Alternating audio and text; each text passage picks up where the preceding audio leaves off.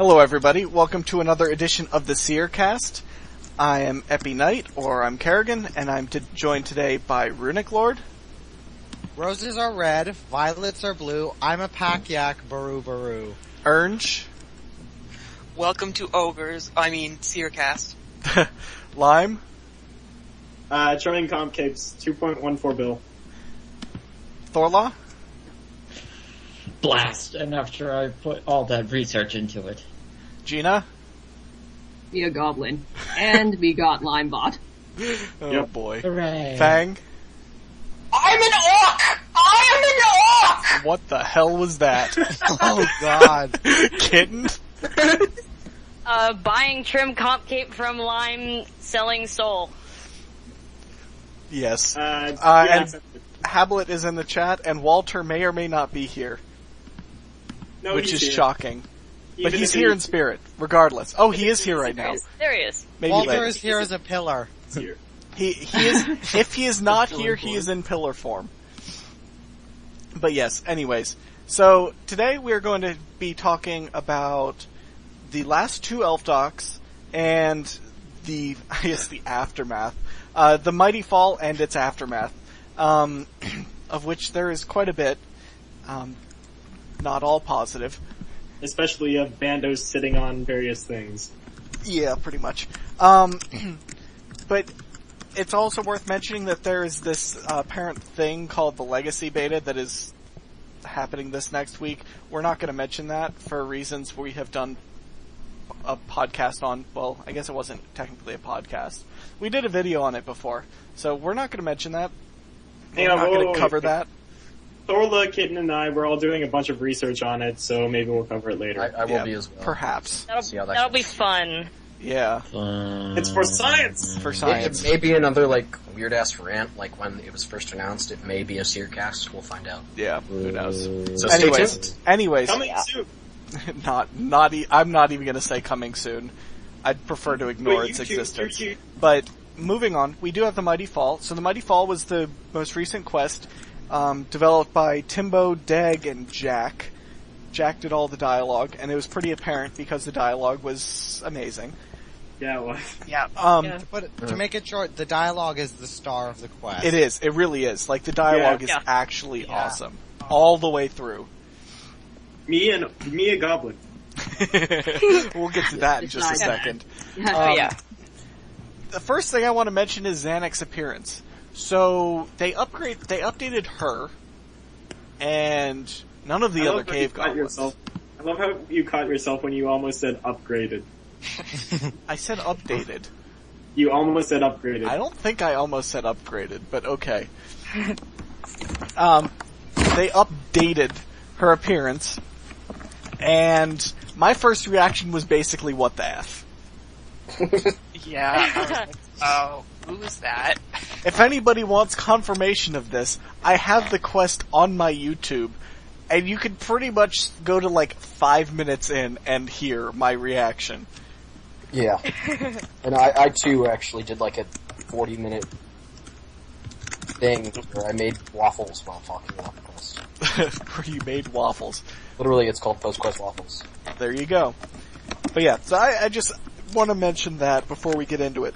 So the dialogue was awesome. The quest is centered around this. The Bandosian armies were planning on marching on Dorgashun, or Dorgash Khan, the Dorgashun, and you have to go and meet with all the generals. They say, okay, we're gonna we're gonna do the tournament, which is the Kazag, how do you pronounce that? Kaizaj. Kaizaj? Kaizash, yeah. You have to fight in this, okay. And you get to that, there's a whole bunch of dialogue, and you have to go and kill goblins. Yeah. Goblin infiltrators, I mean. Most of us, I think, how many of us took the Raven approach and just killed all of them? Other than Geena. Did. I killed two I of them. cheated. I realized after I'd killed two of them how easy it was to avoid killing them. I didn't kill any of them. I was doing really well until I got to the last one, and I got to the Mia Goblin jerk face, and I murdered it, and then my 0 accidental kill count went to the max. So Hey! I threw it away at that point. I'm like, okay, I'm getting trolled by this game. So just kill I all the knew goblins. I knew very obviously who was who, so I said, okay, I will kill everyone except the goblins whose dialogue impressed me. And the And goblin... so there were 2 survivors. AKA, One you was- didn't One kill was any of most the definitely a non-goblins. goblin, and the other was taking care of the dun races. Oh yeah. Yes. I They were killed... the only ones that convinced Gino 100% that they were in fact goblins. I killed 2. I killed 3, technically, but I only killed the 3rd because the little pop-up in the chat didn't show up when I actually killed the 5th infiltrator. So I thought, well, apparently that was wrong, or I have another one to go find, another infiltrator to go find, when I didn't, so I ended up killing one after I killed all 5 infiltrators. But yeah, I saw the Mia Goblin one, and I was like, well, he obviously can't be a goblin. He was in fact a goblin. Yeah. Yeah. That was probably a highlight of the quest. Oh yeah. The Mia Goblin. Admittedly, I did kill him. He's one of the 3 goblins I actually killed. And then I actually realized afterwards that he wasn't a goblin. What? I don't even remember. The only one I remember, like, specifically wanting to kill was the Smeagol one. Yeah, kill him. Oh Turned yeah. out to actually be a dude anyway. I like the ones that where when you piss them off, they start being very eloquent. And it's like, you are obviously not a goblin now if you're using words that are like 10 letters long. Yeah. The funny one was which one was it? The one that The Lorefell one? researched trolls. The one that researched trolls Yes. when it was the goblin. Yes, the Lorefell one. Oh my god. Yeah. Yeah. See, Yeah, I found out that That's if, the infiltrator right there. if it was actually a goblin and you told it you were going to kill it, it would scream, no! Oh So yeah. if you click out before you go to the next one, it wouldn't die. Yeah, well, but that used still that counts and as didn't killing kill it. off a lot of goblins. That still counts as killing it, Fang. Yeah, but you didn't get the kill. No, but it still counts as killing it. Oh yeah, I cheated. Well, that's what I did, in which case I ended up killing all of them. Rib. Don't be so sad. Raven would be proud. Yeah, you would. But Um, I will say I love the Kermit reference in 1. Is it easy being green? Oh I think my it, God. I think it dies anyway, but I thought it was funny. Some of I those like were the- so funny. I like the one, the infiltrator, I think it was the orc infiltrator, that said explicitly, well, it's easier to impersonate a goblin than it is an orc. I'm like, oh really, is it now? Huh. Yeah. What do you Accuse. do about that? But yes, that was actually quite an enjoyable part of the quest, because the dialogue, as I said earlier, was amazing. Yeah, oh yeah, can I just say, like, real fast, I love Mono. Mono, he's my favorite character in that entire quest, because all his answers are one-word answers. Oh, I God. wanted to watch him fight. Yeah, it was so cute. But, yeah. Alright, so there's that, and then speaking of the fight, then the central point of the quest was basically combat.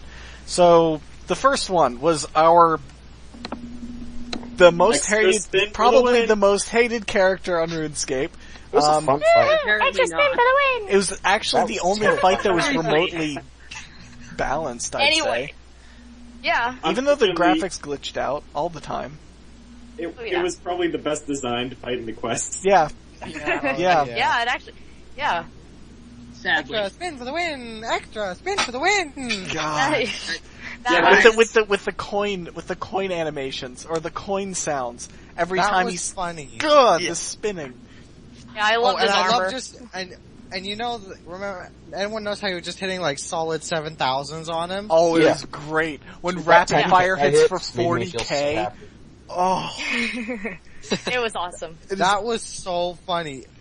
And you know, the only reason they did that is because everybody wanted to kill Yelp so badly. Oh, It's like, yeah. let's give them all their bloodlust. though There's apparently, actually- what was it? It was like 54-46 in favor of killing him. Walter has a stat here. I'm trying to somewhere. find it. Oh. Oh, 54% killed Yelps, 46% spared him. That's Why? an incredibly high number. I would have imagined that everybody would have killed him. Oh yeah, I instantly. Oh, I killed him. A lot less people actually hated it. But then again, he gave such a cute look right before you got, Wait, screw no. that. No. There is, we also what? Everyone just became like robotic. The real goblin death statistics. Oh yeah, the real goblin death statistics. It's pretty much, well, I mean, it's pretty much even across the board. It was averaged around 16%, which is what it should have. Like, yeah, 18% killed 0, 19% killed 1. That was definitely the 18% killed killed 2. Oh yeah. 16 killed 3, 16 killed 4, and 16 went full mod Raven. Of course, that's assuming that you didn't cheat. Yeah. Silly people. And you and your cheating. But yeah. So Yelps was spinny, and was probably the most well designed. Yeah. Mm-hmm. that was a blast to kill him. Yeah. I actually got pretty annoyed with it. It's like, why can't... Because I was melee escaping, because it just to get in the right spirit there, and then... Apparently it's easier to do with ranged attacks or something. Oh yeah, ranged was pretty easy, because you could so stay I'm just out. whacking around at the guards being like, why won't you guys die a little faster so we can just get this stupid thing over with? Yeah. Ranged was pretty easy for that. It's just, you just kill the guards and wait for them to stop spinning, and then you rapid fire. That's pretty much what you do. Like, cause you don't run out of adrenaline when he's spinning, so you just wait it out. And then hit rapid fire for 40k. It's like, no big deal. Oh yeah, they also scaled up your damage when you were doing that. Yeah. And overall, the Yelps fight was just awesome. Yeah. In every possible way. God. Yeah, especially for like the first fight you run into, to have that be the... Yeah. Especially for a fight which I'm still pretending never happened. And then lol. That is all I have to say. And then lol. That stupid troll's name. God, Law was enjoyable, but I really wish he was called Clarence's fight. I wanted him to be called Rubber Chicken. See, I wanted him to be called Clarence like that so we could finally know where the last foot went. Walter does say that the glitchy coins are really the main issue, and you mean that the spinning bugs out, right? That there is a graphical, or at least when we did it, I think it was later fixed, but where when he was spinning, it wouldn't actually show the full spin. It would just be like, oh, he's spinning here, and apparently the hitbox is like 4 hexes farther than it actually is on this tiny little platform. So, Oh yeah. Yeah. damage spam was real. Yeah. But yeah, so there were no penalties for Yelps' fight. Then you get to LOL, where apparently, this is never actually mentioned in the quest, but apparently there's a 75% reduction to ranged and mage, which... Yeah. Yeah. Somebody killed it with... Didn't you kill it I killed with it with range? ranged. Yeah, I was gonna say. It took a while, but it's just, once you learn that you can't, that the stones that he throws at you stay put, like, they don't just like disappear when they hit the ground, they later explode. Once you learn that, it's pretty easy, because then you just circle around him, and you just don't take damage. Even without armor, you just don't take damage. I didn't even have to learn it per se, I pretty much just walked in, danced around, and that was about it. Yeah. I died twice on LOL. Did I die once on Yelps? I never died on LOL or Yelps, mainly because I could never show my face on the face of if I died to Yelps. I didn't die to Yelps. I died once. I died twice to LOL and once to Grar. And that once to Grar was... I died about 6 once times to Grar. I did once to LOL and twice to Grar. Wait, did I die to Grar? I didn't die at all. We've got some more stats here. Yeah. There were... After the LOL fight, after the LOL fight, 47% killed him, 53% spared him. I spared him. I spared him because... I spared LOL. Kind of, it almost essentially, made me anyone cry. called LOL just deserves to live. I spared him just because I disappointed Zonic before. It's a I dead killed creation. him just because I was feeling really, I don't even know. Yeah, I got a little bit of a We'll come back to this later, okay? I spared him, and then I almost cried at the text he gave, or the chat he gave. It was really, really sad. I was just like, I'll be Bandosing for a little while. I'll just murder him. Why did you spare me? Not my brother. Yeah. I don't even remember what he says. Top tier dialogue. But, and apparently 0.32 deaths per player for Yelps, 1.14 deaths per player to LOL, and then you have Grar. Oh, Grar. I didn't even have a problem with Brawl. So, before I say anything, I momentumed him. What? That's Yeah. no.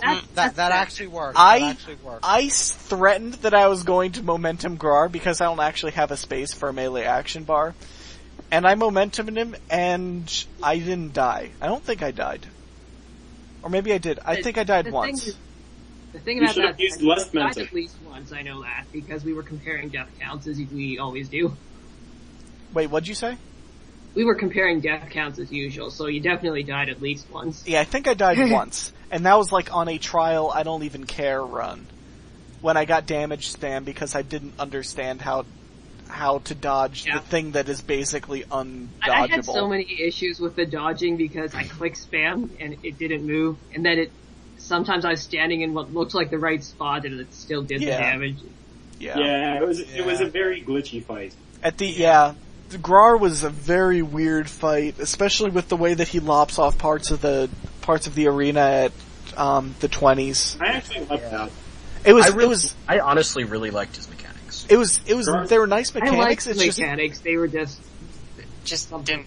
It's just weird, like, because if any kind of lag makes you take 3k damage. Okay, as Thorlah would, if he were here, would tell you, he had so many lag deaths, it's not even funny. Yeah. I was stunned. I only had one lag death. Because that side swipe that he does just hits so hard.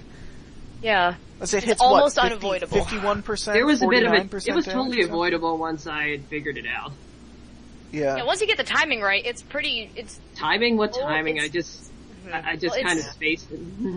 It's okay to avoid, but 40%. For the most part, I don't know. I don't think I avoided a single one of his hits because but those hurt. How did you manage to out DPS him then?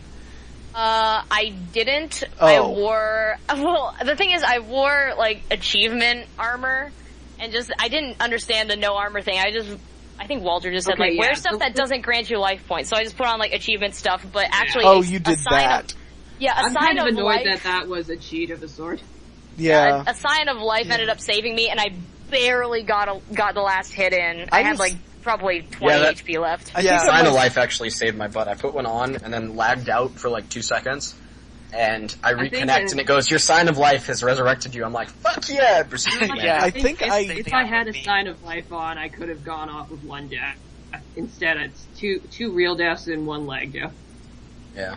I think my second try, I was down to like one piece of food with 30k HP to go. And I was like, alright, well this sucks. And then I didn't take another hit the entire run. I'm like, really now? I got him pretty low when I had one piece of food left, and I was like down to the wire. Like he was hitting me surprisingly hard with melee abilities. Yeah. But I was hitting... Even in my successful fight, I did only use one piece of food. But with momentum, I was left with everything I brought. But with momentum, you can literally just, because of the way that the auto attacks work, you whack him and then you run, and then you whack him and then you run, and it literally hits constant 1 to 2k. Yeah, it's like the auto attacks would be better because you don't have all these animations and weird things making you spam click to get away. Yeah, they are. Yeah. Like, especially if you're using Revolution. I do find it hilarious that you're like, I'm gonna momentum this or rage quit, and momentum's almost better now. Yeah. That's that, I really did like that. I really liked that. It was actually better to use Revolution or momentum than actually... Revolution would have been terrible. Because you can't I move. used I Revolution. tried it the first time and it didn't work, so I went on the manual. The reason is, Revolution. aside to dodge something, it then accidentally fires an ability, so you Yeah, stand in place. it move locks you. It doesn't. Yeah, it does. And it's really absolutely annoying. stops you from dodging it. I did it the first fight and regretted it. Yeah, because I've had that. I've had that issue with Slayer. Like, it's not an issue, but I've had that problem. Like where I click an item and then it's like, nope, I'm going to use another ability. I'm like, no, I want you to pick up the freaking I don't item. know. I wasn't experiencing that issue, and I did. I'm use well aware of Revolution that for the issue. final I've fight. been working with it for a while. Yeah. It wasn't really a huge problem, but it was just annoying. Like, those extra hits you took were very obvious because you would have gotten out of the way if your character wasn't a dumbass and fired an ability. Yeah, pretty much. Yeah. But Oh, let's stop and try and hit him while he's swinging that giant Kaizadge at you. I see no problems here. But yeah, so the aftermath of the Grar fight was you had to make a choice between being a quote-unquote heartless monster or sparing Zanuck. So 14% of the RuneScape community were heartless monsters, and the rest, 86% spared Zanuck. I believe Geena has a confession to make. Do please. Confession, I assume it pretty much comes out I must have been a heartless monster, or Pretty I was much. trying to prove my backstabbiness to someone, or I was just feeling really Bandosian. It's pretty Make of much. it what you will. There you I'm gonna go. go with Slisky Love. I think Oh no! Geena was the only one here that killed Zanuck, right? I would Yeah, expect. I think so. Literally, they go, do you want to kill her? I'm like, nope. Nope, nope, It was like, I didn't even have to stop and think about it. No, That I was- didn't either. That was an Honestly, instant You nope. know my thing. I'm gonna think about it, and you guys are like, what? I'm gonna be honest, that was the only real, that was the part I was disappointed in the quest in terms of the decision. Like, I like the, I'm not happy with the decision being fair at all. compared to the decision of One of a Kind in Fate of the Gods, Yeah. where I just sat there for like 40 minutes like, what choice do I want to make? This one was like, Walter's still here, right? No. Did Walter have a problem with this decision? He was here 4 minutes ago. I don't Walter think did so. not have a problem with this decision. Boom! Well done, Jagex. Wow. yep. Also doesn't have a problem. We've got. But Yeah, seriously, it definitely was kind of a more clear decision, but definitely was one of a kind. That was sort of like my own major complaint about the decision is how similar it was to just, it was like a more direct, like, you know what they want you to pick, sort of, but Hannibus 2.0, because it's like, okay, there's this dying character, an NPC wants the person to be, like, to disappear. And then it's your choice to be like, well, do I want to bring them back? They're gonna die anyway. Yeah, they're gonna go away. Bad things are gonna happen. Like, we're never gonna see this character again, no matter what we choose, but Fun at least fact, at this point. we're supposed to see Hannibus again. Yeah, Yeah. that is. Well, I don't know whether we're saying we're supposed to, but it's likely that we will. Hopefully. Yeah, Supposedly won't see it again. because we still have Yeah. that Dragonkin storyline to... So, I wonder, I'm very curious if they're going to select one of the two options as canon or just build off it. I think So, find some random ass excuse to bring him back from Aiea, or they cure him. I don't know. Yeah, I don't know. Might That's, just go like that's the- for another That's podcast. my thing though. about that's my thing with choices is that if they ever plan to use one of the characters involved in those choices, they've got to They've got to account just use for a it. cop out of some sort. We might just do like with the Armadillo communique and just Sure. converge Okay, the... I'm still wondering why they turned back on Haziel.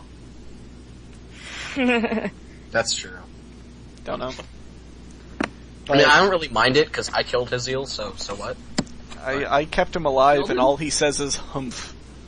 Yeah, I know. I'm waiting for them to just kill him off so everybody can be done with it. Yeah, soon. Because it's like Soon. needless adding this other model that they have to update every time they update the Majorat. Yeah, They pretty much. don't update the Majorat, they only update like one.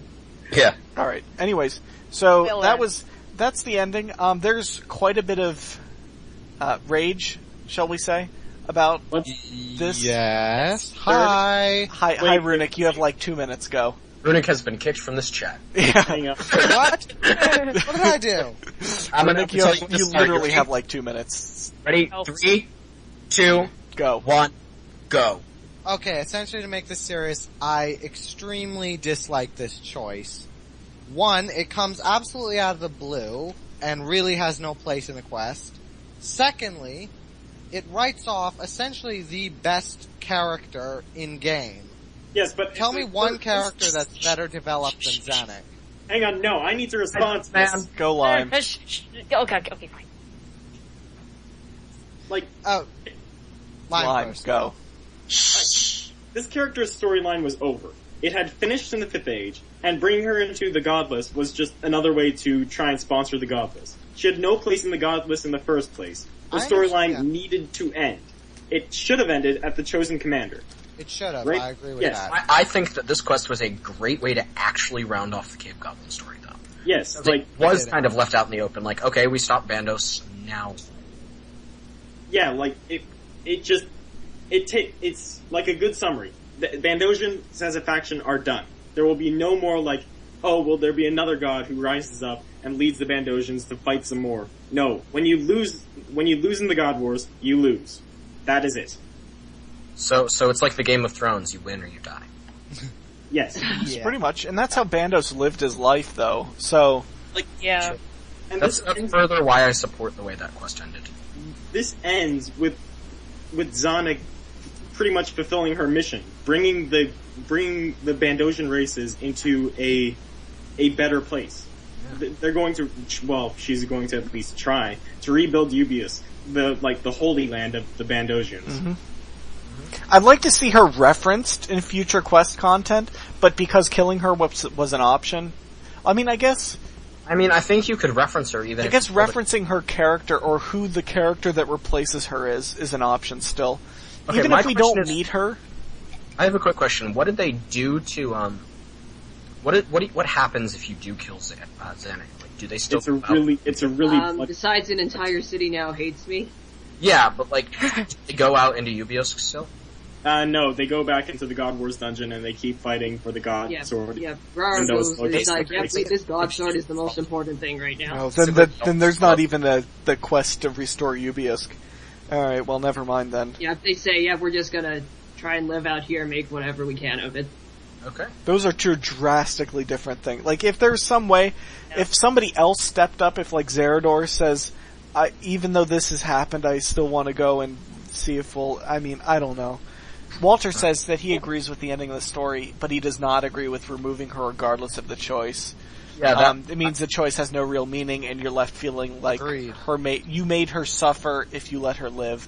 Now that is where I disagree, because I feel like because they're two very drastically different choices, it really is based on where your allegiances lie. Yeah. So if you find yourself basically feeling more Bandosian, more warlike, of course you're going to kill her, because then the Bandosians, have that.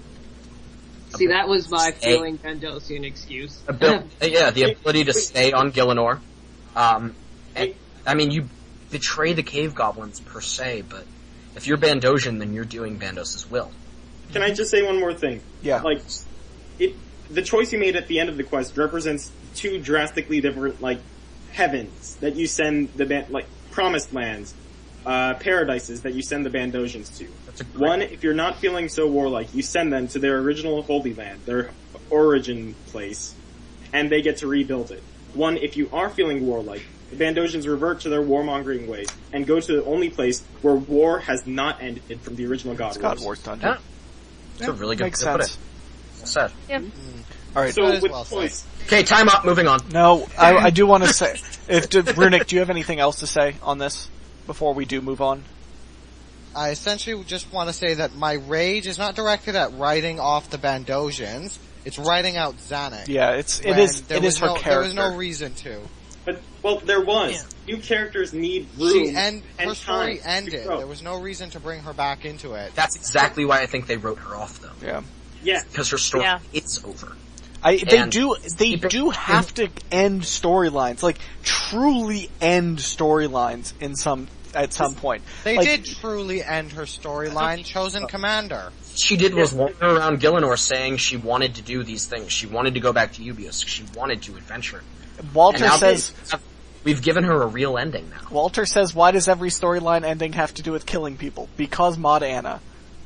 She was involved in the Maud quest. Anna didn't have She anything was to do clearly the driving force behind this. Yeah, No, seriously. Currently, if you read the credits, quest by blah blah blah, story by Anna. We can't hang on to the Anyways, same... so we're gonna move on. We have sad Just considering the way Anna kills characters. Yeah. Okay, we are gonna move on though. Just give me 30 seconds. Just 30 more seconds. Fine Ready? line. 3, 2, 1, go. Alright, the really big thing that I have a problem with is that everyone's saying that, oh, Sonic was just the best character. Why did they kill her? The thing is about characters is that they need space and room to grow, so you need to write off the old characters eventually. Okay, speaking of that, So, I just like, felt Characters like replace Zanuck. this is something I forgot. Zanuck can't be our hero forever. Anyways, Gina, go. Making me cry. Yeah. Okay, I totally forgotten something, but I said one of the huge problems I had about Zanuck in this quest is felt like I was just doing everything for her yet again. That is true. Yeah. And that is one of the reasons I went to, I might as well just kill Why her did now. we not let her? Yeah. Anyways, Yeah, do read that letter. She just kind of It's sits not- back and whines about everything. You know what would have been an awesome end is if she fights Zerador at the end. Like, he tosses her in, and then she channels the spirit of Bandos that she can gather from the lands around her and battles she's like, him. I don't even care, come at me, bro. That would have been cool. That would have been And a then- better ending. And then at the end, is Zerador, like, catches her at the edge of the arena, and you have the ability to either jump on Zerador and knock him off, or let her drop him, or let him Wait, drop him. no. Do you mean like killing an org? Yes. Like one of the last of the orgs? I don't The think we'd choice ever is- have that choice. Now, think about Oh it. my God. Killing one of the last of the Anyways. orgs, or killing the chosen commander. That's a choice. Okay, let's move. Anyways, we I need to don't move see- on. I don't see that We've as a spent choice too much whatsoever. time on this anyway. I do want to mention briefly that one of the post-quest awards was Bandosian Memories, and Yes. It it's was pretty lore, much It was another book of lore. it was another book of lore, and it pretty much states in pretty explicit terms, young Bandos was an asshole, older Bandos was still an asshole, and after Guthix banished him, nothing changed. Wait, Am I missing anything? Other than Jodudo Otoku? No, you are missing something. Where God Bandos was an asshole on an even bigger scale. That's true. That's true. His asshole got bigger. Anyways. Basically, Wow. he went Wow. from like smashing clay things to smashing God's faces in. So I love the way that Hermit was the only one who did God's faces being smashed. I love how the way that it was presented was that the chieftain's son offers Bandos a secret in return for his life, and he tells Bandos that the world is kept safe by the great god Jodudo Otoku. And what does Bandos do? Kills him. yeah. And Wait, immediately the great god, Toku. and immediately Go kill all him. life on the world ends. Like, Yep. I wonder how that worked out. Yeah. I mean, I actually really liked the way they gave his godhood scale. I thought Jododu was a very interesting god. And just the mechanics of him holding these asteroids back, like he's sacrificing his life, basically, to keep the planet safe. Yeah. It's why Bandos is so he's ungrateful that he goes and murders him. it's why nobody knew that he existed. Like, that people, Because the races would've. took him for granted. The by other thing I not really knowing like is that that he was implication there. about how Jododu ascended in the first place was that he also killed a god. Yeah. Because, with that implication comes the fact that Jododu basically repented. He killed that god and realized, oh shit, I now have a duty to these people of this world, I'm gonna keep them safe. Yeah. I feel like Jojodu was supposed to represent honorable warfare, like not just random warfare, like honor and warrior I spirit. killed the predecessor, but I realized I still have to keep these people safe. Yeah. Yes. That was great. Also, Yeah. Going to kill each other. Yeah, that was actually something I found very ironic, was he's keeping them safe and all they're doing is beating the snot out of each other. Banjo Khan. Wait. What was it? Oh yeah. Bandos would be the happiest rhino in the world if he was given a recliner and ultimate, like, as much footage of WWE as he could want. Oh god. The happiest rhino in the world. Someone referenced him as a rhino, and then I'm like, wait a minute. He was a royal rhino. He was. Oh dear. Because I have no idea what that content is going to be, but apparently they're all hyped about it. I did think it was kind of funny in the memories how Jododu was basically like, don't do it, dude. And he's like, oh, no, I'm gonna do it. Don't, please, no, I'm gonna do it. He's like, I wouldn't do this if I were you. You, K-Dog. Yeah. Okay. Okay, bye. Okay, bye. Dodo's like, yeah, I know Bando's like, yeah, I know exactly what I'm doing. They are my people, I can do with them as I... And Bandos found himself in the void. Yeah, pretty much. They are my toys, and I will smash them if I want to. Yeah. It's my money and I need it now! There was wonder if one more quick thing before we move on. Wait. What? I want to know, was Bandos based off that kid from Toy Story 1? Dude! Dear God. He was probably based off Sid. Oh my God. That should have played over the scene where you're hugging. Anyways. But yeah, so... Cable and also door. Let us move on. So, I do want to mention quickly before we move on, there is a non-canonical version that was the original version of the Bandos Memories. I'll put a link of to that in the description. As mentioned, it's non-canonical. Non-canon, take everything you read. Yeah, but it's interesting to see the changes that was made between the first and the last draft, including the name changes. But anyways... Except as Jirodu Otoku becoming less of a fan of Japanese culture. Yeah. But anyways... in the, the non-canonical one, it had Bandos destroying an Elder Artifact to ascend. Yeah. And I kind of appreciate that they didn't, because they're cool, and I want them all. But yes, so we're gonna move on to the elves. There were 4 more elf clans, the last 4 elf clans, released in 2 more design documents, accompanied by 2 podcasts. The first is the Ithel clan, that is crafting and construction, and I will turn this over to Fang for... Oh, right. Or more accurate Welsh. So the Ithel clan, or actually technically you can pronounce it Ithel, but nobody is doing that, so... It's just Ithel. Yeah, technically that double L means it's Ithel, but... Technically, moving on. We'll pretend it's not. Okay, so, this one actually really has very little to it. It's crafting and construction, there's a singing bowl, there's the crystal flex sandstone to make the crystal flasks, which can be used on other... Everything is music themed. Yep. Yay! Yeah, soft clay mining spots, and using the bracelet of clay lets you mine extra soft clay here. There's pickpocketing NPCs with construction stuff, seaweed, sandstone, hides. Rare includes expensive construction elements and crystal flasks. There's 2 robust glass machines. A lunet will be there. Sawmill operator will there, but have pricier construction elements for sale like marble and gold leaf, sand pit, pottery wheel, furnace. And then this is the stuff I love, the crystal harps and the crystal singing. So, as you fight the monsters, battle the elves, duel the elves, you're gonna get seeds dropped. I guess it is dueling. Yeah. I would consider them monsters to fight. Yeah. Freaking elves. But, you play this crystal harp thing to get harmonic dust, and then you can make crystal weaponry using the seeds. So, it's probably gonna be like really small bits of crafting XP that you gain from playing the crystal harps, because it seems to be like totally AFK. But, higher level you are, you get more XP and more dust, up to 90 smithing.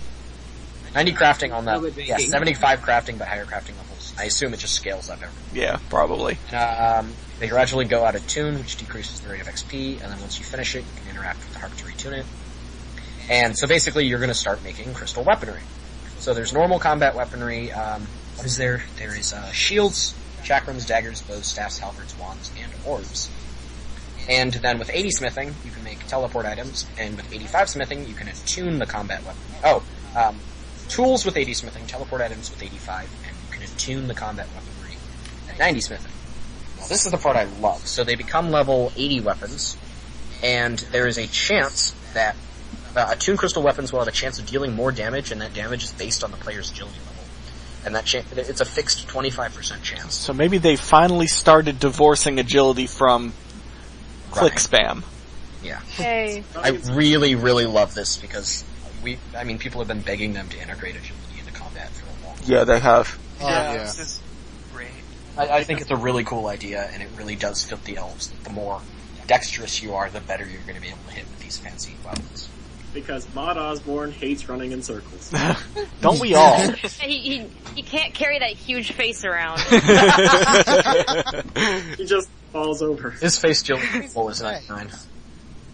It's worth mentioning that the bows and chakrams will not require ammo. Yes, that was really nice too. And they all just degrade. Mm-hmm. I don't understand how the chakrams wouldn't require ammo. Wouldn't that be more like a boomerang then? If you have ever played Kingdoms of Amalur Reckoning, chakrams in that game, basically you throw them and they magically return to your hands. If you've ever played Vindy, I think these are the same concepts as Vindy chain blades. Vella's chain blades. Oh, those fancy things. Yes. I think it's similar, except instead of it actually having chains, it'll probably just magic. Yep, just magic. Yep. I still think a crystal boomerang would be more, it would make more sense. G'day, mate. Swap. Anyways, going on. Yeah, and those, the crystal tools, I think they're going to be changing what they do, because they're used to provide a +3 boost to the player's level when performing activities using the tool, and degrade after 28 uses, but anybody that's level 99 has no use in a +3 boost to any skill. Yeah. So, hopefully they'll do something with either experience or the speed at which you craft something. That would be really nice. Tied in with agility again. Yeah, that would be cool, too. Oh, yeah. Higher agility level increases the speed at which you craft using these. They talked about it at RuneFest, and they said that was something that they wanted to think about. But it's hard to do that with the way that the tick system works and stuff. Oh, so. I can totally imagine. Yeah. Yeah. But I mean, certain things take like 2 seconds, so if they cut it back to like 1.5 seconds or something, because remember, they increased tick speed recently. Did they? Yeah. What is it right now? It allows the engine to do 9 actions now, right? It doesn't but that shouldn't have anything to do with ticks, though, should it? It allows it to do more actions per tick, so I would imagine. Oh, more actions per tick. Yeah. Oh, So the tick speed is still 0.6 seconds. Yeah, tick's still the same. But within that tick, the game engine can actually handle more. Yeah, I guess. If I understand how that's working correctly. So I think they would be able to tune it up a little bit more. Yeah, I don't know. Maybe. But, and then there's the teleports to any of the outer, you can tune it to any of the outer segments with 4 charges, and then they'll let you crystals and, Temple of Light. Man! Walter consistently misspelled Fletya. Yeah, it's definitely double L. It's L-L-E-T-Y-A. It's not L-I-E. Walter, please. Yes, L-L-E-T-Y-A. Fletya. It's the business trip, face slapping him. Yeah, with pretty much. Words that don't make sense. Yeah, I mean, like, it's gotten to the point where we had to revert to line notes. Yep. It's fine. It's Yep. fine. It's not Totally gonna be okay. fine. It's not gonna be okay. Yeah, It's fine. And I think that's everything in Ithel. Yeah, it is. It's like we went back. Lime, next you wanted up- to say something? Oh, go ahead. It would be like if we went back to Rune Tech 4 for dear. what is it? The next Lime, quest. please. I like It's not. I yes, like that's that. pretty much what Lime Notes are. Yeah, Yep. I like that everything in that clan involves music. I really like that, actually. Yeah. Yeah. Part of the new musician skill. Oh dear. It accompanies the sailing please. skill. Ports 3, sail even harder. Ports 3 sail even harder. Yes. So the next one is the Amlod clan, which is summoning and divination. This one's lovely. It's a little confusing because they didn't seem to spell everything out as well. Yeah, it was a little bit. Yeah, it wasn't as spelled out. That's the best way of putting it. But there's going to be new shadow creatures as Slayer tasks, which is cool. And they drop this thing called a Shadow Core, and then you can drop it into a nearby divination-ish crater. That is a badass name, by the way. A Shadow Core. Shadow. Can I do anything with it? And they gain a bunch of divination XP. When you drop it in there, you also will get light cores, I think is what they're called. Yeah, they're light cores. And you can use them to make a light creature familiar, which look like the ones in the Tears of Guthix cave. They're divination familiars that immediately convert energy into divination XP when harvesting from wisps. So basically, it's a portable crater. I wish they called them quest cores. Yeah. Quest. Quest. Gotta do Got a quest. quest. Gotta quest it all. I like that shadow creatures involve the way that shadow creatures seem to be developed is that it involves the Slayer from Morvan. That's a Slayer task and can only be assigned by Morvan. or like Morvran, or however you pronounce it. Morvran, yeah. It's Oh not very god, well. these are high-level versions of the shadows seen in Temple of Light. Oh, kill me now. AKA, you're gonna be chased around with Gah! creatures. Those They'll things, never be No, those I can't handle. freaking shadows single-handedly ruined my Morning's End Part 2 Exactly, experience. yeah. Only way to get to the shadow creatures is to cross a handhold. Oh no. No. That would be the ultimate troll. I know, right? Except I could see them doing that because of the agility course. God damn it, Jagex. Jokingly with being motion. non-scalable and everyone's like, They should do it jokingly, and then the first time you do it, it fails you. And every time it happens, you never get failed. That was just so funny. That would be Fails such me a just troll. once. We should Or actually... click on it and goes, this requires an agility level of 50. You go, what do you mean? I have more than 50. I have 75. I am not once. I Look am again. in Prif. Too bad. I just love like an entire like line of the agility course just being handholds. Oh, no, I can no. see it happening. We should Use really, Jagex. we Do should this. really It suggest goes on this for, on like- Twitter They'll or do somewhere. it. They will do that. Yeah, there's like 50 tiles and like 5 different platforms that you can stop at, and there's just a shadow sitting there ready to punch you off the side or something. Bam! Because of EOC, they give every shadow the Dragon Spear special attack. Wow. Have you off the platform like, bitch please. Oh my god. That would be so... That would be evil. so troll. Of So course, troll. the solution to that would be to range them. That's true. But you'd be on a handhold. How do you throw stuff? Why would But, you throw stuff? You just ping it with a crossbow. Anyways, go on. Hi, kitty cat. More about light creatures. You wanna make a cameo in the podcast? No. Okay, then I'll go on. The light creature familiar will also act as a light source. Allows you to teleport to the Tears of Guthix cave. And, Familiar. once they can't have fixed the can't be in the cave with a familiar issue, it should remove the negative effects of drinking the green tears, which is rather useful. Yeah. Yeah, it Yeah. is. how trolly that game is. And its scroll ability will increase the chance of receiving good items from the Heaven of Agility. Yes. That is good as well. There's also apparently a summoning obelisk that you can make pouches at, and there's more retardedly high-level thieving NPCs. This time Yeah. level 96. So They am I really the only are one that's going to extremely expect one of the tasks to be pickpocket from each of the Elf City guys? So Yeah. it's gonna be like 98 Oh, feet. yeah. Oh my gonna- god. Yeah, I don't it'll think be that. I think it'd be like pickpocket from 7 of 8. So that I it's don't- 96 is the requirement. Because I don't think they would put 98 requirements. Engineering had a 98 crafting requirement. Huh? Yeah, Well, no, that but was the totally Dungeoneering, you can Yeah. boost that Yeah. from like really 80. high. I boosted like 11 levels or something. Yeah, that you can boost it so far that even I'm okay with boosting that one. That's, Oh, and for Walter, there's an Impling collector. yeah, Because we know how much Walter loves Implings. absolutely. Anyways. There's also a summoning obelisk with a bog robe guy and a fairy ring. Don't forget the fairy ring. Oh yeah, there's the fairy ring. Always For need more a fairy ring. teleports. I Walter says, actually, yay! No. Why? if you think of it, it's a way to connect the two Slayer Masters from the elves and the fairies. I suppose. So like they can just chill and chat with each other. Yeah. They just chillax. Yeah. They give each other Secret Slayer lovers. tasks. They give each other Slayer tasks. That's- Oh.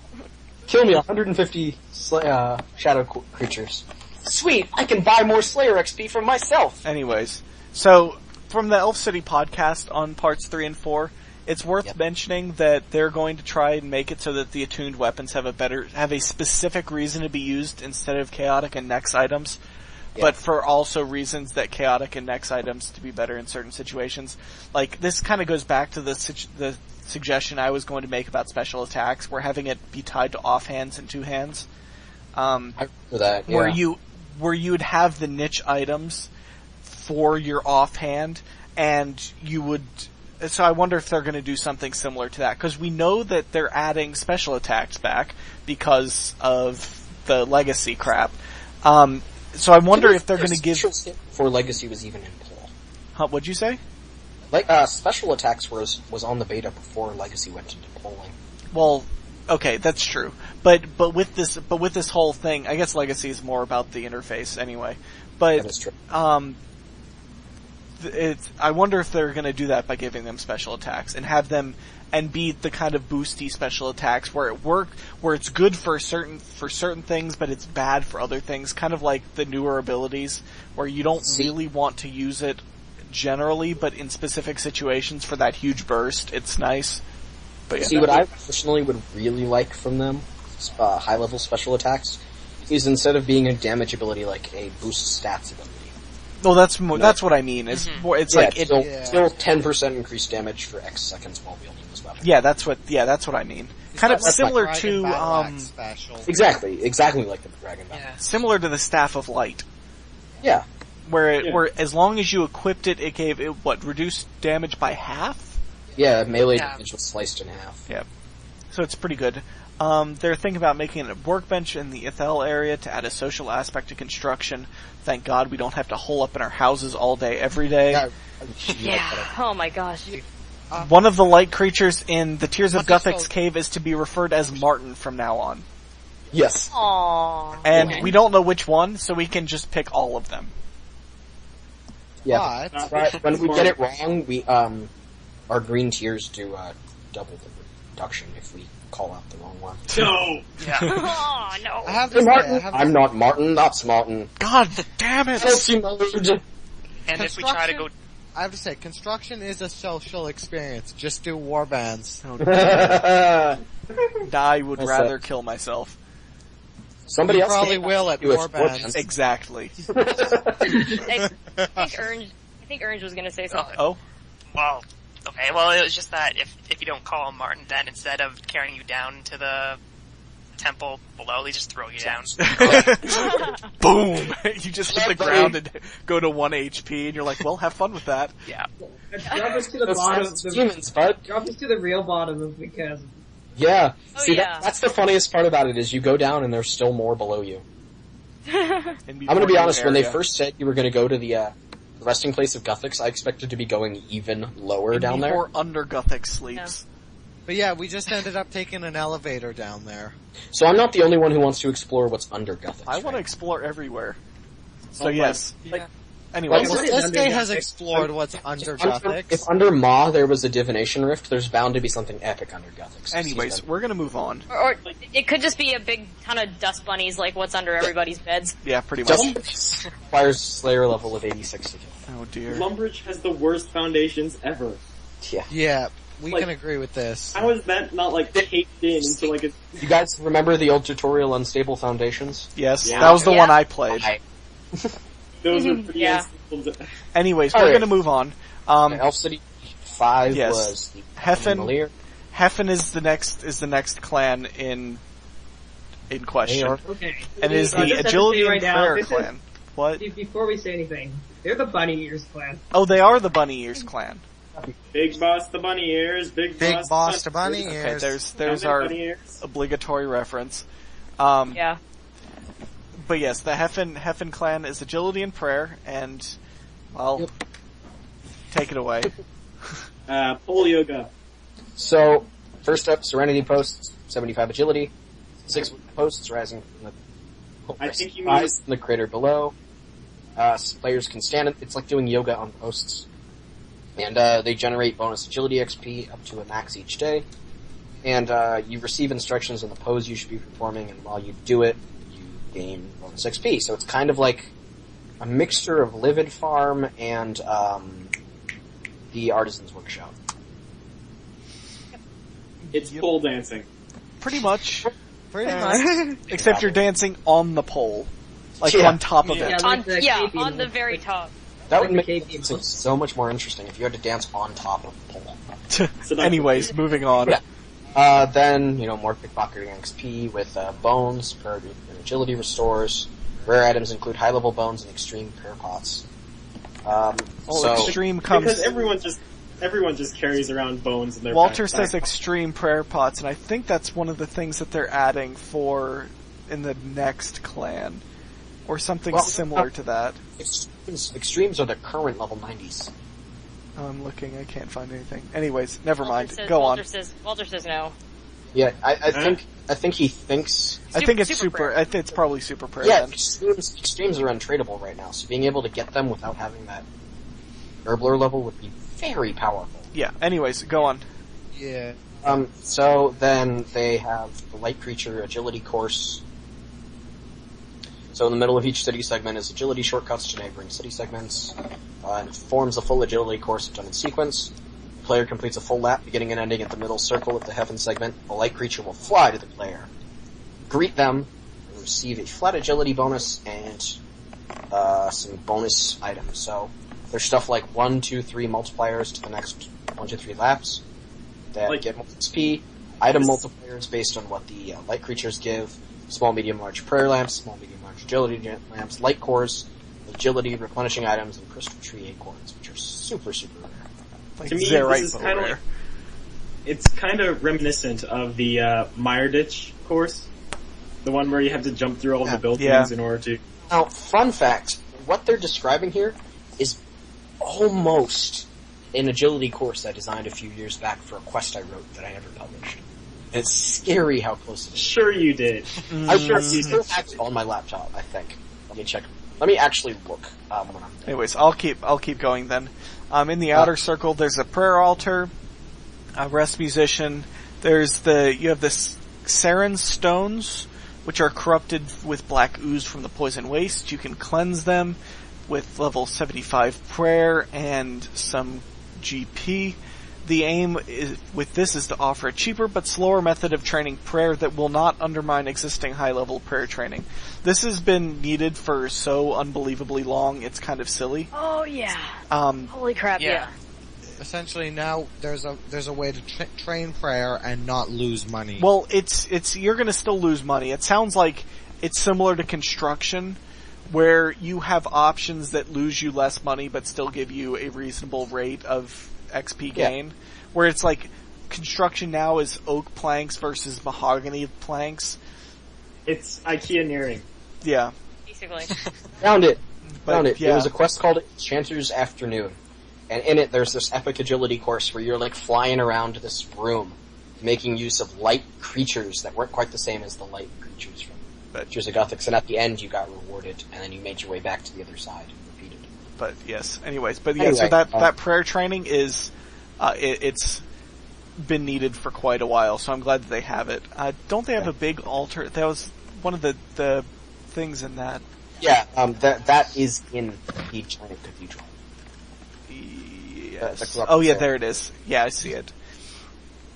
And just to note, there is a divination rift there, but it seems to just be for the, or wait, not there. No, never mind. No, it was a different clan. That was the previous clan. Sorry. Yep. I was like, we discussed it before the podcast. And then we have, and then the last clan is Mailer. The Mailer clan. Mailer, which is Dungeoneering and Herblore, and finally gives you a good high-level Dungeoneering thing. But yeah, go on. Let's do it. Yeah, level 95 Dungeoneering resource dungeon with Pawa and Grenwall Hunter locations, 2 Runic rocks, bank deposit box, Impling spawns, Bloodwood tree, and more stuff that they haven't come up with. They were talking about this in the podcast, and they just said, they're trying to figure out what else could go in there. They wanted to put a crystal tree in there, but that wouldn't really make sense. As opposed to the Bloodwood tree, which is clearly there because Raven killed all the elves there. Pretty much. Exactly! Yeah. Yep. It's exactly. So the Bloodwood tree totally makes sense. If Raven's designing. This is one of my favorite things, the Harmony Monolith. This may not come out with Elf Fetch 2 and may come with Elf Spells and Prayers Project, but there's 4 monoliths in this location. You can buy moss seeds, 1,000 GP each, and are tradable if you actually wanted to. So you place a seed on each monolith for 75 farming. The moss will never get diseased, never require compost, but you can attune your amulets of farming just in case you're so instead of growing over time, each moss grows 1 growth stage for every 50k XP the player generates in a skill. The monolith has 4 growth stages, so it requires 200k XP to grow a single monolith. And it's a specific skill. So each monolith is tuned to a specific skill, and only XP gained in that skill will grow the moss. So XP from quests, minigames isn't included, nor is bonus XP. So the skill focus of every Harmony monolith changes every 24 hours. I really think they should do it weekly, but whatever. Well, we'll see. That's something that they would probably get feedback on. Yeah. It depends on the skill. Like 50k XP isn't a whole lot to get in certain skills, but then like Dungeoneering. But then Dungeoneering, other yeah. skills, it's an Yeah. insane amount Like to get, like agility. runecrafting and Like agility. divination. Runecrafting isn't too bad anymore. But, Divination. It is if you're doing it legit. that's true. But, now, so each day, like if you got, only 90k in, that monolith retains the 90k XP you gained, but just switches to a new skill the next day. Mm-hmm. So, basically, once you finish a monolith, you gain a random amount of moss from 1 to 5. It stacks, and it's tradable, and you can add the moss to Juju pots, to convert them into skill potions. Also, Juju pots. This is where Walter got mixed up here. Juju pots will be made tradable. Yeah, they with this will be. update. Tradable. I do Finally. believe the perfect potions are tradable. Because according to the way the document was written, it actually says Juju pots become tradable, and you add the moss to the tradable potions to make perfect potions. Yeah, I don't think perfect potions are going to be tradable. But So- Wait, Now, the moss is tradable, and now Juju pots are tradable. So you can buy everything to make it. But I also think that the perfect pots are also tradable. I don't know. think so. I don't think so. But Let me They just shouldn't pull up be. the document. the way I read it was the perfect pots are not tradable, but all the things to make them are. Yeah, I don't think they should be anyway, because Yeah. it's sort of... I like, completely agree. Yeah, it wouldn't really make... Yeah. It would... Well, I don't want there to be a market for the potions that are really, really good. yeah, it just never So, says. It never says in the design document. Okay, what it says is you can. Oh, never mind. It does say. It says the player can then add the moss to existing Juju potions and convert them into tradable skilled potions. Yes, they will be tradable. Which I don't agree. Wait, Okay, I don't this- agree with the that. skill... Wait, does that mean... Are the skill potions and perfect potions two different things, or is it just all the same thing? Perfect No, potions. the- are skill The potions. skilled That's what I'm potions talking about. are the perfect potions. At least that's what it looks like. So see, what confused Yeah. so it says Juju potions will be made tradable with the update to create a vital moneymaker for skillers. And I'm like, yeah, I get that. But why are the perfect potions tradable? Yeah. There needs to be that Yeah, that's- tradable end goal. Yeah, Yeah, that's a little bit... That's I mean... basically my opinion on and that. the It'd be and like the making overloads tradable. yeah the Yeah. perfect potions. A perfect engineering potion. Yeah, the perfect Yeah. potions are basically all of the perfect Juju pots plus prayer Yeah. and dungeoneering. They scale from 75 to level 91 in here, with perfect woodcutting potion. Oh, and uh, agility and herb lore. Those two aren't Yeah. there either. Yeah. I can see why they did it like this. They said it was designed to give herb lorers a way to make a profit, like Yeah. herb lore habitat. See, my opinion though, is that means moss is going to be really expensive. Yeah, Which I'm okay with, because Yeah. that gives farmers a way to make some more money. yeah. Yeah, Still, it's going to create a really weird market, and I'm not sure it works. Yeah, Yeah, I that's don't that's know. kind of what I don't really understand. Well, mostly because making Juju tradable is kind of like you just destroyed the purpose of the herblore habitat, where you have to go in and make everything yourself, basically. Yeah. Yeah. But Yeah. also, it's like, who would buy the horrible mining potions? Well, if they finally buff it, then I mean, Yeah, I do actually like the idea of Juju pots being tradable. Simply yeah, I don't Yeah. mind that either. so many in my bank. and Yeah, same. Oh yeah, just the fact that I have hoarded so many for so long that I don't use, it's nice to just finally like dump them, but it's Yeah. sort of like, oh god, I'll be waiting months for someone to buy my things. It's different though, because now it's using untradable resources to create a tradable potion instead of tradable resources to make an untradable But potion. yeah. Yeah. So it's all going to have to come from the user itself to make them, which I think is interesting. Yeah, I guess that's pretty good, because now, like, you actually do have to put forth some kind of effort instead of just, No. I'll buy all this stuff to have, like, 7,000 extreme magic potions in my bank. That's not You're enough. not putting money to make potions. You're going to be earning money making potions, which is so different. Yeah. Yeah. Yeah. But following that up, each of these potions, the perfect woodcutting potion at 75, chance of receiving double logs or double cuts from choking ivy. It's just basically an upgrade from what they already farming are. Like 7 double moss from a Harmony monolith, that's going to go crazy high.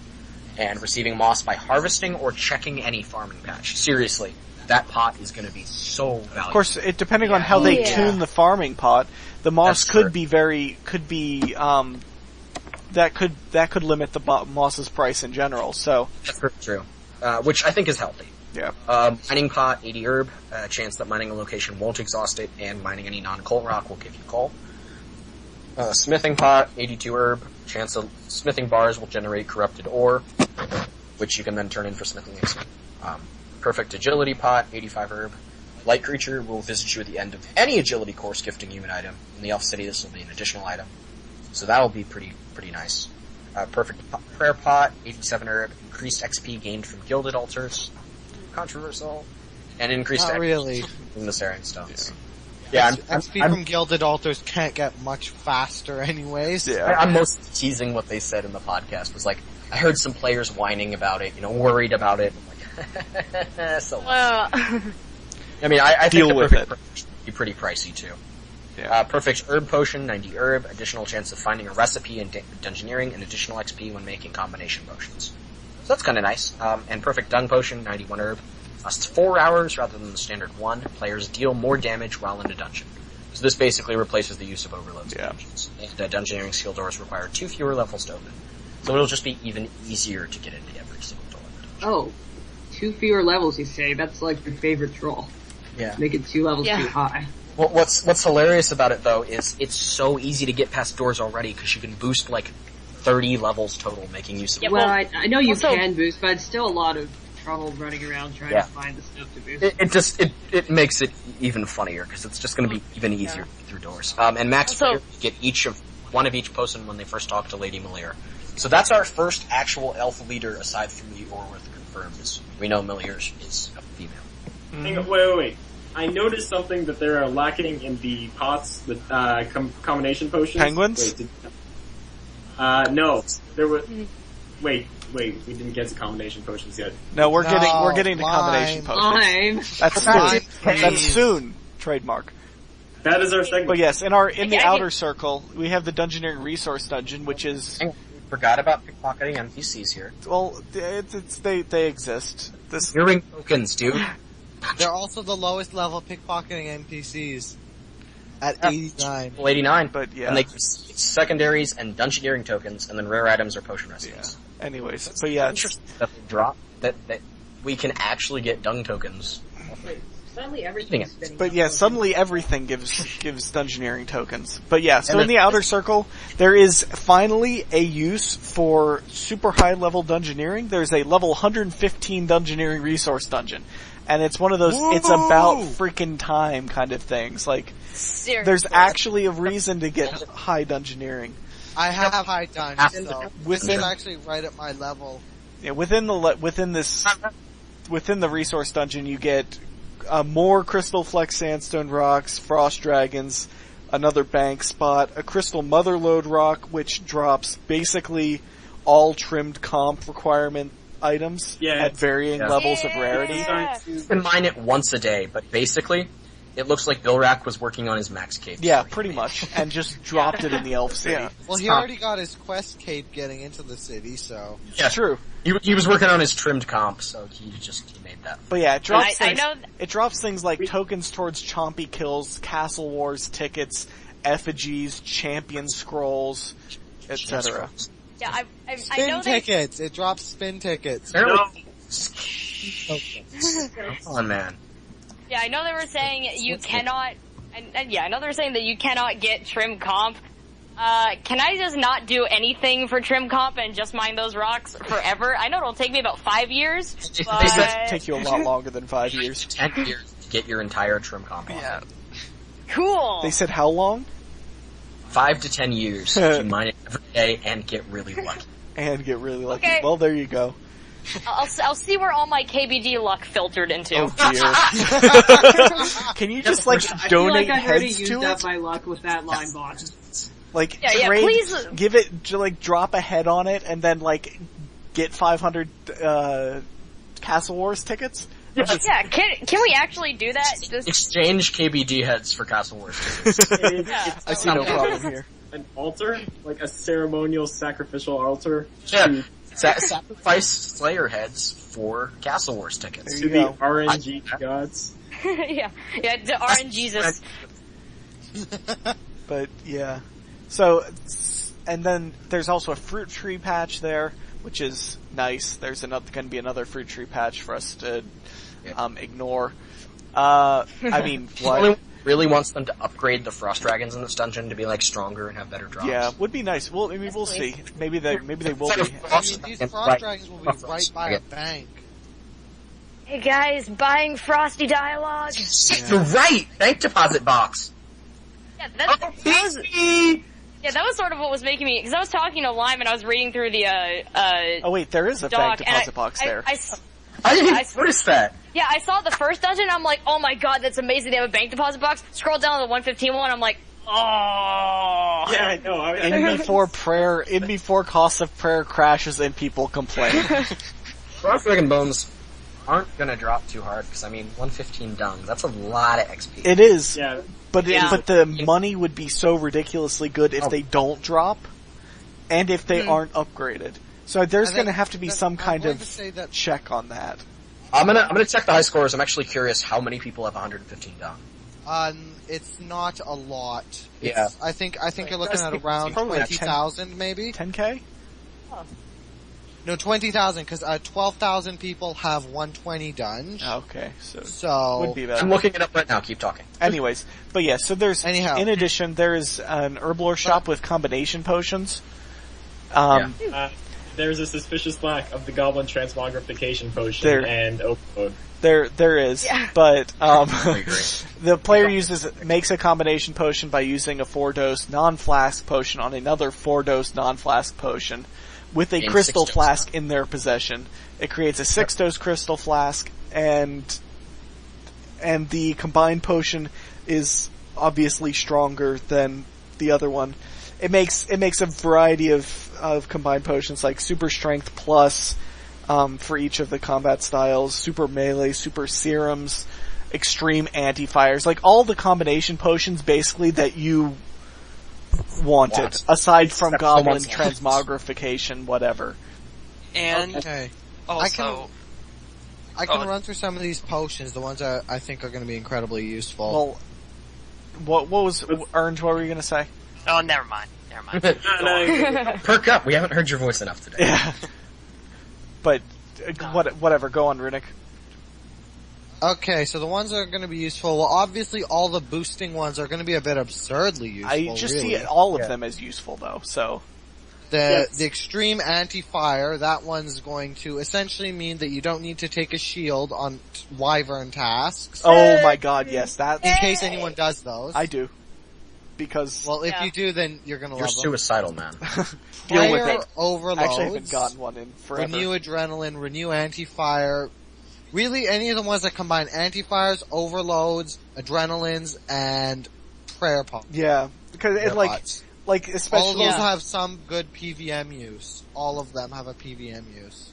Like renewal overload is going to be just so good, but a lot of these have you have to find them in Dungeoneering. What was it? There are 20 different recipes, and 7 of these potion recipes must be found while Dungeoneering. So apparently some max players were whining about having to go back into Dungeoneering. Oh dear God, get over yourselves. Yeah. That was seriously. Oh, wait, let me just. As long as they aren't token drops, it's fine. Like, no big deal.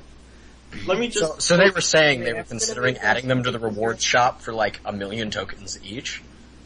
Troll. Which I was like, that's beautiful. Do it. Can I just quote the line notes for this? Sure, go for it. Some people who have already done things want to get things without doing things anymore. Unfortunately, some other people in charge decide that they should go do more things to get said things because those things do powerful things and they should get over those things. My head hurts. Yeah, pretty much. That's what Lime just said pretty much sums it up. People are lazy, and they need to go and do stuff. I do think that the Perfect Plus potion is going to be completely broken, but to be fair, what is a Crystal Blossom? The Perfect Plus potion is all of the, actually that's a good question. What is a Crystal Blossom? A Perfect potion is all of the perfect potions, not all of these potions here. Yeah, but still. No, it's still gonna be super powerful. Yeah, it's still gonna be super broken. Not as. This is essentially gonna be game changing for PVM and even skilling. What, game changing for skilling. Nothing in the other ones really do anything for me. Perfect Plus is a overhaul skilling. All of the other ones are gonna overhaul the way that PVMing is done. Guys, I cannot wait to hear the Legacy guys whine about how overpowered these are going to be in the wilderness. Oh, dude. Oh yeah. Indie 4 disabled in the wilderness. That's just gonna be awesome. That's going to make my... Okay, there are 18,273 players that can access the 115 dungeoneering. So thing. it'll So, be yeah, about like- 20k by the time it comes Yeah. out. Maybe The last person... Maybe a little bit higher. is named ePiKnight. Eve Cake. Okay. Yep. Well, Interesting. Hello, Cake. You just got a shout out on the Seercast. Yeah, that's true. Shout out Welcome to to a random Seercast. person. There are 18,272 players that can access And it. before they watch. A lot of them are not members, and I'm sure a ton of them don't have the class requirements. Welcome to Seercast, yeah. Cake. Here, have a lore. Yes. Anyways. It's not just cake, it's beef cake. Oh, There's beef cake. Cake. Eve. There's 4 E's. Okay, go lure yourselves, guys. Let's get back on topic. Anyways. Yeah. But yes, along with this, or I guess last week's update updated the, quest areas for the Elf City, meaning Underground Pass, the Morning's End Part 1, Morning's End Part 2 dungeons, and within, Good. and the Light Temple. Point number 1. Yvonne is still alive. Yeah. He does not believe they didn't fix that. That's so dumb of them. Yeah, Yeah. they said that they didn't have like any content budget allowed for that, and the code is a nightmare or something. I Like, don't blame, I don't doubt that the Sure, code is a worse nightmare, than but fix it. Monkey than Apital. Because I remember them, Emily talking a few years ago about how nobody wanted to make Monkey Madness 2 because Or the code is just convoluted. Apparently, the decanting code is also like that. Yeah, that's what they said Yeah. in the past. Was Yeah, us, honestly, can we decant them back? And he's like, please don't make me do this. Yeah. no, the player base will make you do that. I apologize, but I'm not gonna drink 217 flasks down to 3 just to put them into vials. No. That was actually exactly what they said in the, and it was, he goes, please don't make me do this, and they're like, you're doing it. yeah, you're kinda stuck. Doing. Good luck. I imagine it'll take like another month as they rewrite the entire decanting code. GG. Yeah. Oh, And then oh there'll well. be bugs where people get like bonus decanting. And nobody will complain and nobody will report it for like 3 weeks so everybody can take advantage of it. Yeah, pretty much that's how that works. Usually how Yeah. bugs work was. Like, remember the, what was it, that super insane money-making No, coin I think- duplication in the Crucible? Oh Yeah. No. What Like, was that floated around for like 3 weeks before somebody finally pointed it out to Jagex and they started banning people. there was what was it? The Mire Ditch, Oh god, wall that. jump Oh god, dear. that. That's where I stopped. before, from. Forgot about that. just before RTM. No, I know, Yeah. I know what it is. Spamming it so they could Yes. get it. That was Oh, you hilarious. guys just spam jumping it because you didn't get the hint when Cassie was out. yeah. Yeah. You got so much XP off that. It was the fastest XP in the game, and it was literally AFK. You could literally look away from your screen and just click. Yep. Yep. I don't even think anybody got banned for that though. No, they pardoned everyone because so many people did it. I actually didn't do it. I did. As I much did. as I hate agility, I did not do that. See, I already had the agility requirement for Rodham, so I didn't need to. Yeah, and I didn't hear about it until literally like hours before they patched it. So I was literally I gearing was up to there go when over there. they patched it. I was I was getting actually everything I watching. needed to head over Was there. it Mod Mark? Yeah. I think I was Mod just Mark standing around himself watching people do walked it. up and There's- was like, "Oh, this is a thing. I guess we'll fix this." Yeah. And then it was hot patch. Like, I was on my way there. Like, I was actually gonna do it just for free agility XP. And then they hot patched it, and I was so sad. Yeah, Mod I Mark. wasn't I actually think Mod Mark members walked when up this happened. and was like, "This is actually kind of broken. Why is this here? I guess we'll fix this now." And he probably Yeah. typed in 2 numbers and was like, "All right, done." Click. Yeah, just like the banana boss fix. Oh yeah. But yeah, The misplaced 0 OP. cake face. Yeah, Underground Pass looks really good.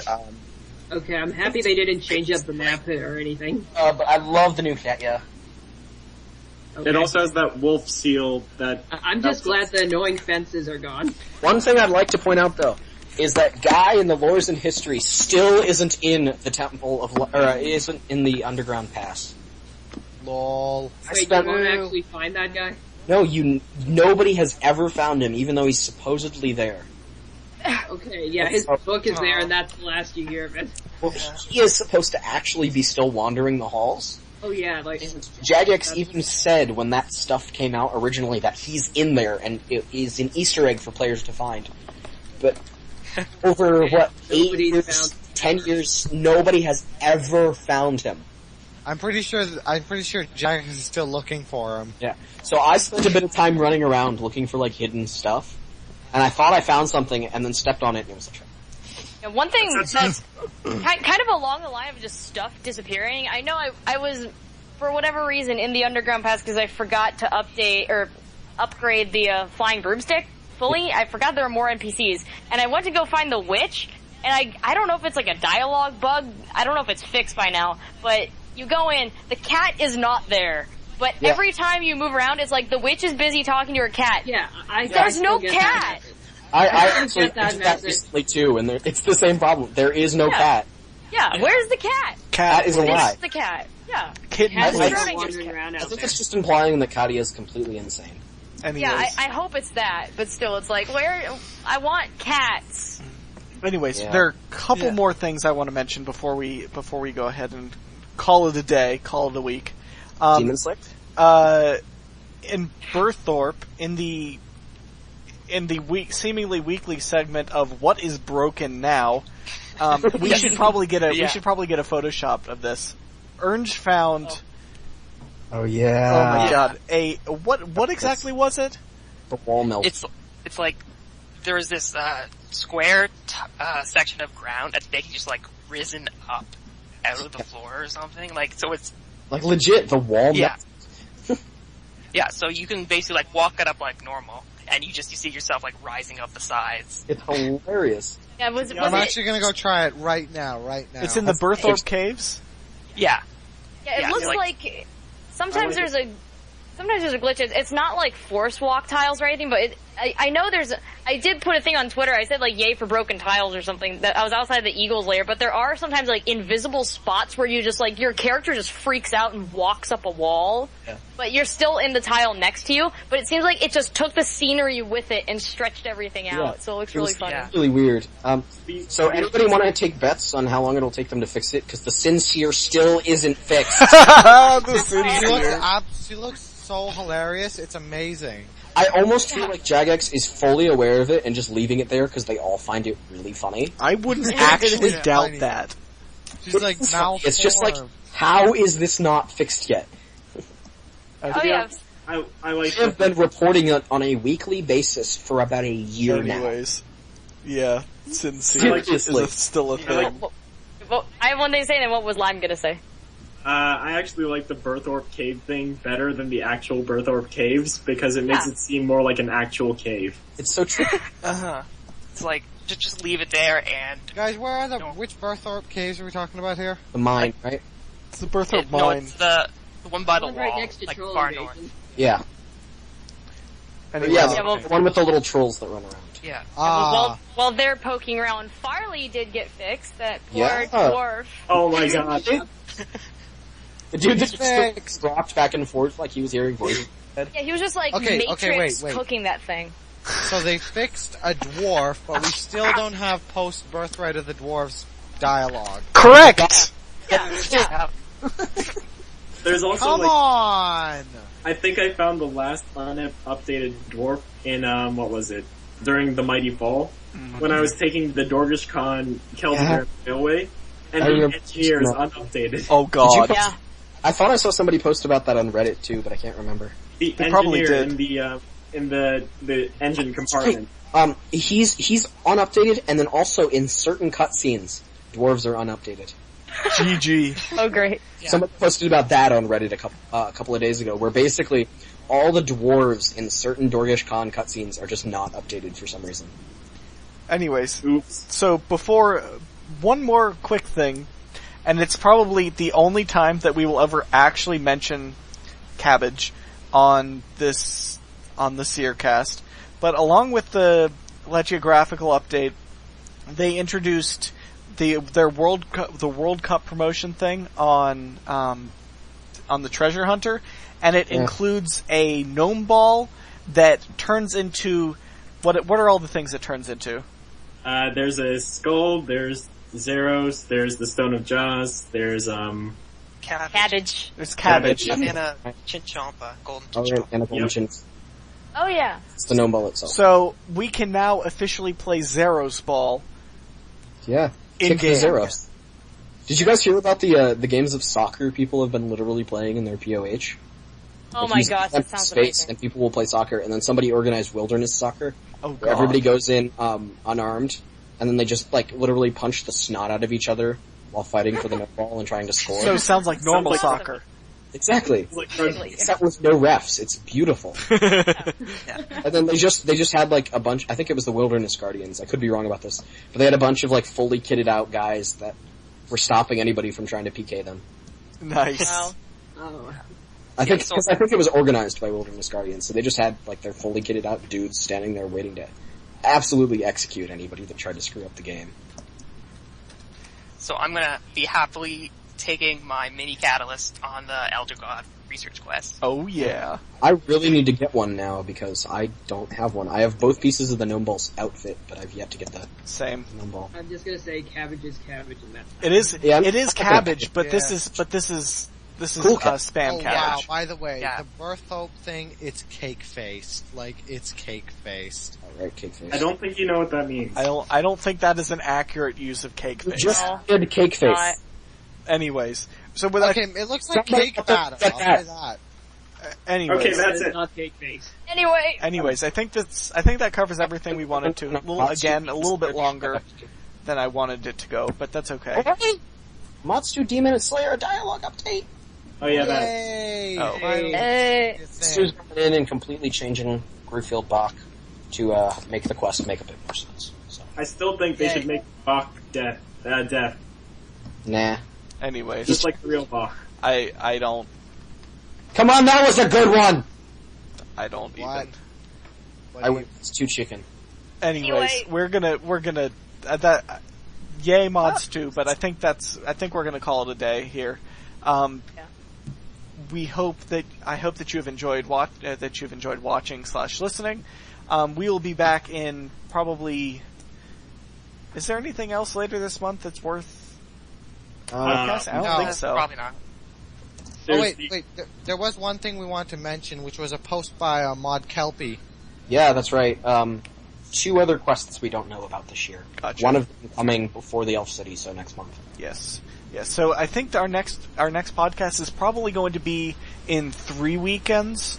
So we could probably do it during the day, but because it's summer. But Yeah. So in the Yeah. for the June. But for July yeah. BTS, and we'll cover anything else elf related then. If anybody has questions or suggestions for us, as always, feel free to post them in comments. Message us on Twitter at Seercast. A special thanks to Kitten for helping us do some more graphical stuff. Yay. I very much appreciate it, and I think we all do. Oh yeah. And I think that pretty much covers everything. So thanks Yeah. for watching, and we'll see you guys next time. Farewell. Bye. Bye. I am an orc! No, you're not. Goodbye.